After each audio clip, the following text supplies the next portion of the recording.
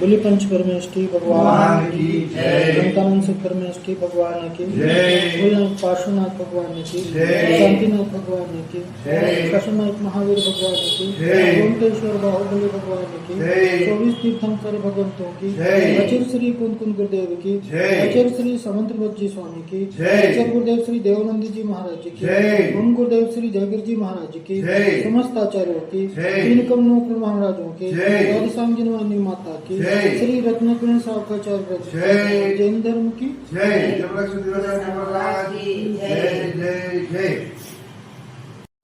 गाथा number 89 89 number है। अद्य दिवा रजनीवा पक्षो मासस तदर्थो रयणं वा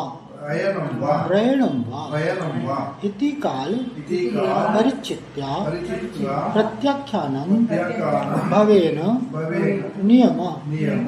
अद्य दिवा रजनीवा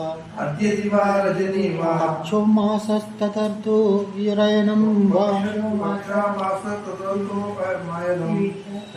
वा इति काल परिचित्या प्रत्याख्यानं भवेन नियम। क्या कह रहे हैं?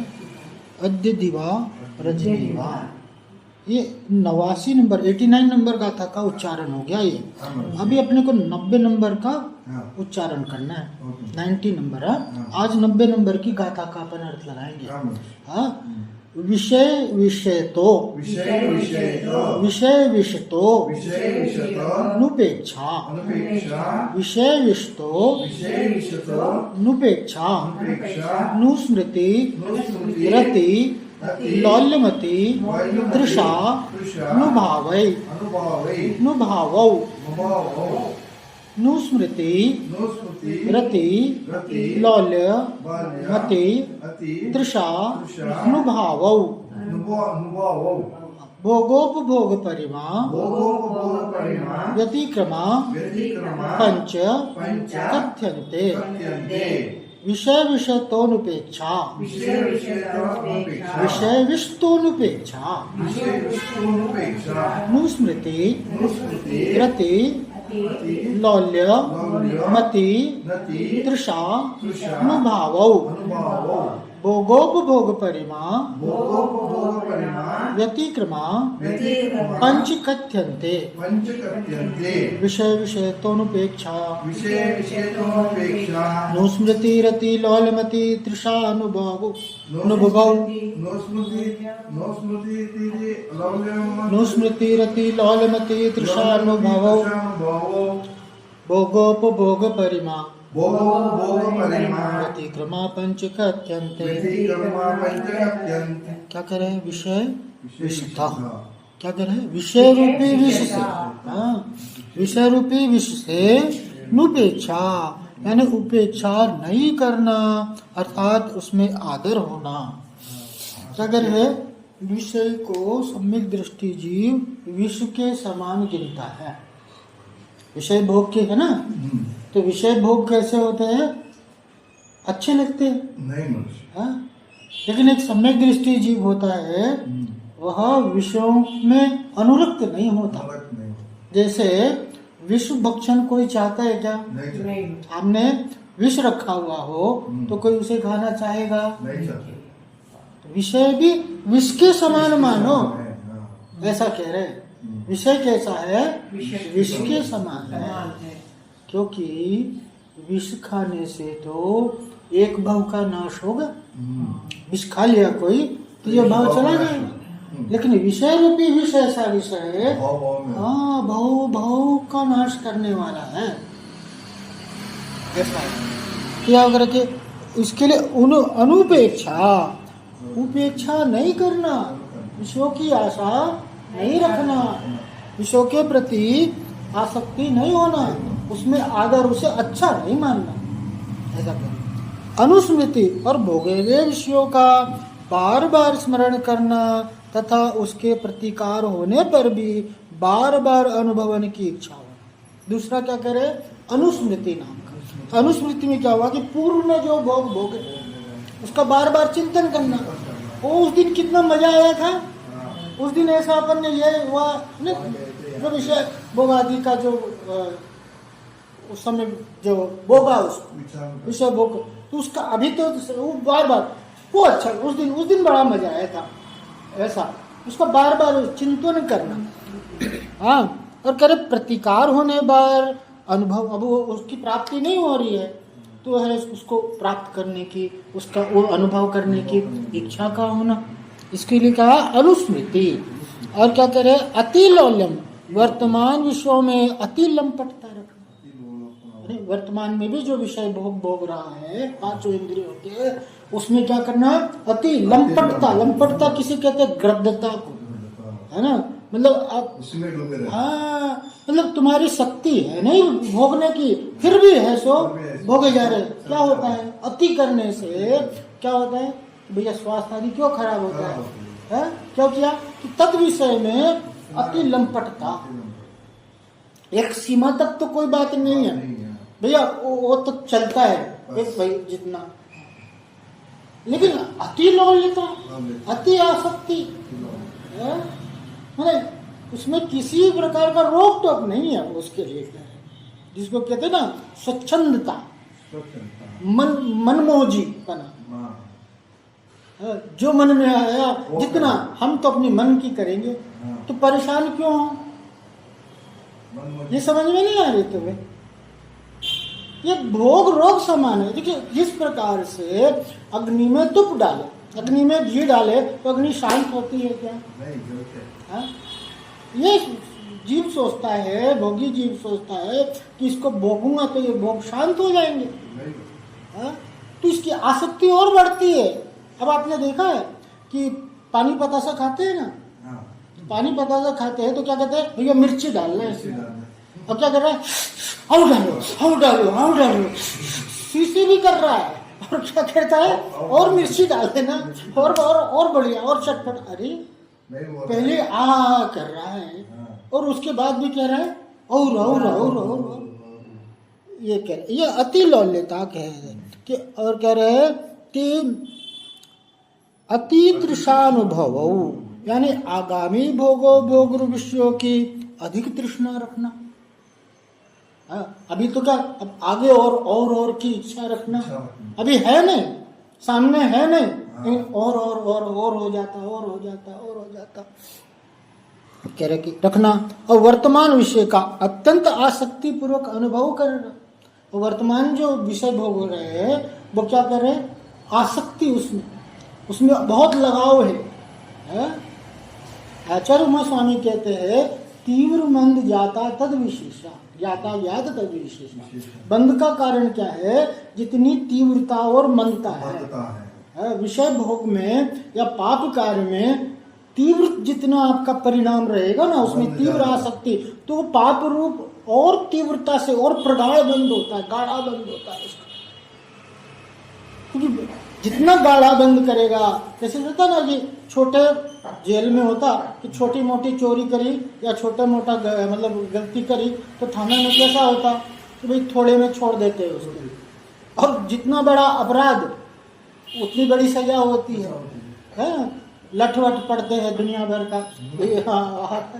तो भैया किस लिए, अब छोटी मोटी बात है तो थाने वाला कहता है कि 2 दिन 3 दिन इसको रखेंगे, उसके बाद छोड़ देंगे। और कोई संगीन अपराध करता है मान लो, तो कैसे उसको क्या पड़ती है, दे लठ हाथ। तो क्यों भैया कि जितना बड़ा अपराध उतनी बड़ी सजा। इसलिए यहाँ करें, जितनी आसक्ति होगी उतना प्रगाढ़ बंद होगा और उसका परिणाम जीवन में दुख रूप उसी प्रकार से आएगा। कह रहे यहाँ पर कि भैया आसक्ति पूर्व उसका अनुभव करना, और जितनी अनासक्ति होगी उसके अंदर में तो वहां पर बंध नहीं भोगोपभोग परिमिति क्रमा, भोगोपभोग व्रत के ये अतिचार कहे।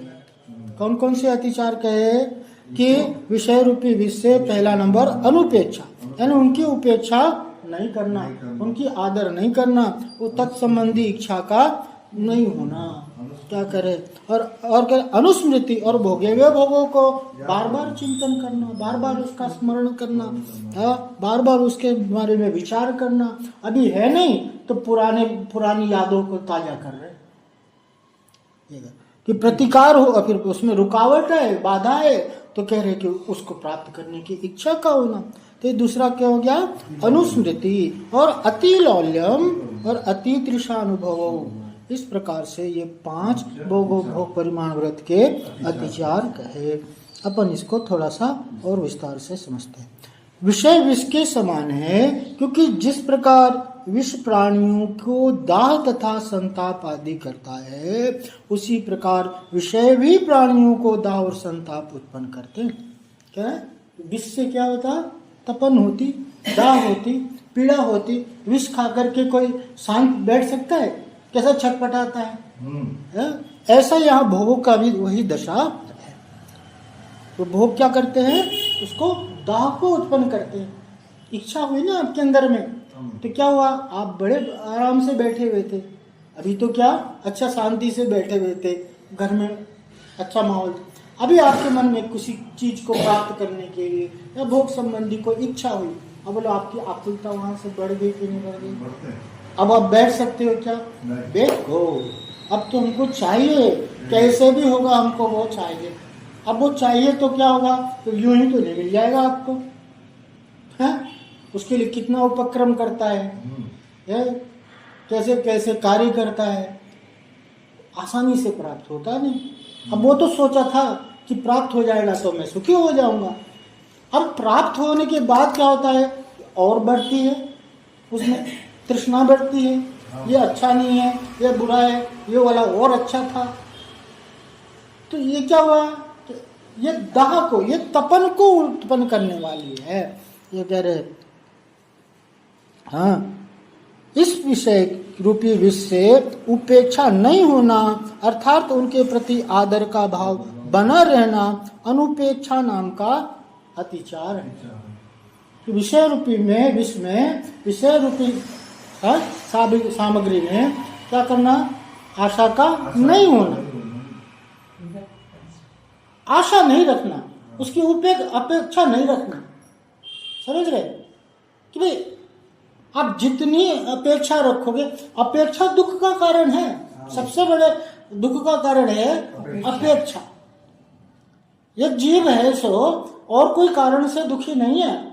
ये इच्छा, कामना, वांछा ही उसके दुख का कारण है। इच्छा की पूर्ति हो ही नहीं सकती। जिस प्रकार से आकाश असीम है, उस प्रकार से इच्छाएं भी असीम है। किसी भी स्थिति में इच्छाओं की पूर्ति से आदमी को शांति की प्राप्ति नहीं। आपकी कभी भी, है ना, कहा जाता है ना कि भाई सामान्य सी इच्छा है ना, एक व्यक्ति की पूरी हो जाती है। सामान्य व्यक्ति है तो छोटी कोई भी इच्छा की पूर्ति हो जाती है, लेकिन राजा है, कोई राजा, उसकी भी मनोकामना अधूरी रह जाती है। इच्छाओं की पूर्ति किसकी हुई? इस संसार से सभी निराश गए भोग संबंध में।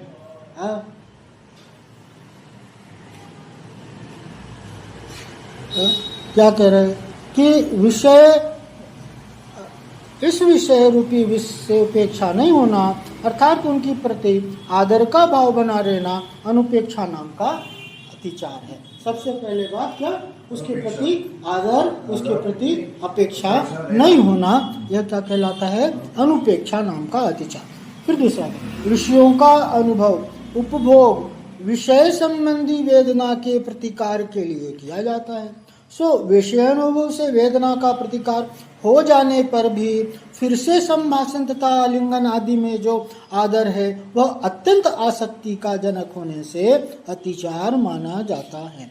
क्या कह रहे हैं कि विषयों का अनुभव उपभोग संबंधी वेदना के प्रतिकार के लिए किया जाता है। क्या कह रहे हैं? परे प्रविचारा, यानी क्या कहा कि जिस प्रकार से दवा खाते हैं ना, तो किस लिए खाते हैं? रोग के प्रतिकार के लिए खाते हैं। या बुखार हो गया या कोई भी ऐसा बीमारी हो गई तो उसकी दवा किस लिए खाते हैं? कि उस रोग को दूर करने के लिए उसके, लेकिन क्या हुआ, वो दवाई खाई आपने तो वो रोग दूर हो गया क्या? गारंटी है कि वो दोबारा वो रोग आपको नहीं होगा? उस समय वो रोग का शमन हो गया। भाई सर दर्द हो रहा था या बुखार था तो उसकी दवा खाई तो उस समय के लिए वह रोग दूर हो गया। तो अभी जिस विषय भोग की इच्छा हुई, वो जो वेदना है तो उसे भोग लेने से उसका प्रतिकार हुआ है, समझ रहे? उपचार हुआ है, वो जीवन से दूर नहीं हुआ। अभी वही इच्छा फिर उत्पन्न होकर के आएगी, प्रतिकार हो जाता है, प्रतिकार किया जाता है। सो विषय वेदना का प्रतिकार हो जाने पर भी संभाषण तथा आलिंगन आदि में जो आदर है वो अत्यंत आसक्ति जनक होने से अतिचार माना जाता है।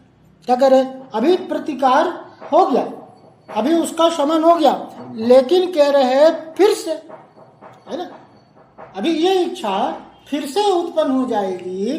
तो इसमें क्या, इसका मतलब क्या है कि वो अति आदर है, वो अति आसक्ति नाम का अतिचार। फिर करे विषयानुभव से वेदना का प्रतिकार हो जाने पर भी सौंदर्य जनित सुख का साधन होने से विषय का बार बार स्मरण करना, यह अनुस्मृति नाम का अतिचार है। कि विषयानुभव से जो वेदना का प्रतिकार हुआ ना, और कर पर भी सौंदर्य जनित सुख का साधन होने से, वो क्या है, उसे सुख का साधन लगता है। वो क्या कहता है, इसके माध्यम से मुझे सुख की प्राप्ति हो जाएगी। वो जो सुख की आशा लगी हुई है ना, इस कारण से उसका बार बार चिंतन चलता है, बार बार उसका विचार चलता है। इसी क्या कहते हैं, अनुस्मृति नाम का अतिचार। अत्यंत आसक्ति का कारण होने से यह अतिचार माने। क्यों यह अतिचार क्यों कहा? इसके लिए आसक्ति हुई, अत्यंत आसक्ति है, वही वही वही वही वही वही, और उसमें कुछ भी प्रकार का नियंत्रण नाम का कोई चीज ही नहीं है। अत्यंतता कह रहे कि, और आगामी कह रहे कि विषयों में अत्यंत गृद्धता रखना, अर्थात विषयानुभव से वेदना का प्रतिकार हो जाने पर भी बार बार उसके अनुभव की आकांक्षा रखना अति लौल्यना नाम का अतिचार है। क्या करे है, जो विषयों में अत्यंत गृद्धता, गृद्धि होती ना, गृद्धता, दलित दर्पण, कोई क्या सोचेगा, क्या समझेगा, उसको कोई परवाह नहीं है। मान सम्मान इज्जत आदि की कुछ भी परवाह नहीं है। मतलब वो ऐसी गृद्धता है ना उसके अंदर में, हाँ, कि टूट पड़ता है उस चीज पर। इसको कहते हैं अतिग्रद्धता। और अर्थात विषयानुभव से वेदना का प्रतिकार हो जाने पर भी बार बार उसके अभी भाई मिल गया तुमने खूब छक करके, मैंने अपनी पूरी इच्छा की तुमने पूर्ति कर ली हर प्रकार से, अभी भी प्रकार के, अभी तुम्हें शांति की प्राप्ति नहीं हुई, हाँ, उसका बार बार उसकी आकांक्षा रखना, ऐसा है करके वो अति लौल्यता नाम का अतिचार है। और क्या कह रहे हैं कि आगामी भोग आदि की अति गृद्धता, अभी तो ठीक है, और आगे की उसकी इच्छा को रखना अधिक गृद्धता के साथ प्राप्ति की आकांक्षा रखना अति तृषा नाम का अतिचार है। और नियत काल में भी जब भोग और उपभोग का अनुभव करता है तब अत्यंत आसक्ति से करता है। जो वर्तमान में भी जो भोग को भोग रहा है ना, तो उसमें क्या है, अति आसक्ति लगी, वो करता है अत्यंत आसक्ति से करता है। तो वेदना के प्रतिकार की भावना से नहीं, यह अत्यनुभव नाम का अतिचार है। यानी इसलिए नहीं कि भैया वेदना का प्रतिकार हो जाए, इसलिए नहीं, वहां पर क्या करे कि अति आसक्ति है और नियत, और उसमें आसक्ति है ना, उसमें लगाव है, उसमें रचा बचा हुआ है, उसमें डूबा हुआ है। तो कह रहे कि एक होता है कि शमन करने के लिए, वेदना के शमन के लिए, लेकिन उसमें जो आसक्ति लगी हुई है, तो कह रहे कि अत्यनुभव नाम का अतिचार है। इस प्रकार से अपन ने इस संबंध में जाना। बोले पंच परमेष्टि परमेष्टि भगवान भगवान की जय। अंतरंग से परमेष्टि भगवान की जय। बोले पार्श्वनाथ भगवान की जय। शांतिनाथ भगवान की जय। शशनायक महावीर भगवान की जय। गोमटेश्वर बाहुबली भगवान की जय। 24 तीर्थंकर भगवंतों की जय। आचार्य श्री कुनकुन गुरुदेव की जय। आचार्य श्री समंत्र भज्जी स्वामी की जय। आचार्य गुरुदेव श्री देवनंद जी महाराज जी जय। मम गुरुदेव श्री जयगिर जी महाराज जी जय। समस्त आचार्यों की जय। तीन कमलों को महाराजों की जय। द्वादशांग जनवाणी माता की जय। श्री रत्नकरण शावकाचार्य ग्रंथ की जय। जैन धर्म की जय। कृष्ण महाराज की जय। इति नकते नगेरि दामा पापी जानी नाशवतु तेजावो पुण्यवो श्रीमदिंदिगनो हृदय पाडिने के रामो हरियो श्रीमदीश्वराय नाय श्रीमंत स्वामी नमो अयंतारं नमो सिद्धारणं नमो आर्याणं नमो वज्रायाणं नमो योगे सोमसावो नमो शिवाय नमस्ते।